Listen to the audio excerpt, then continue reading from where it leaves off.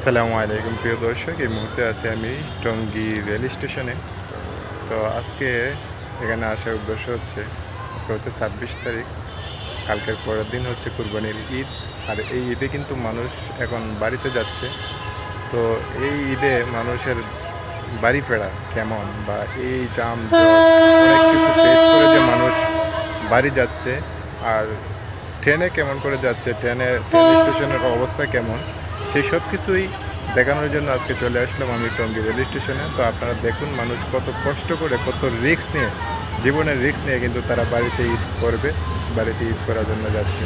তো চলুন দেখুন।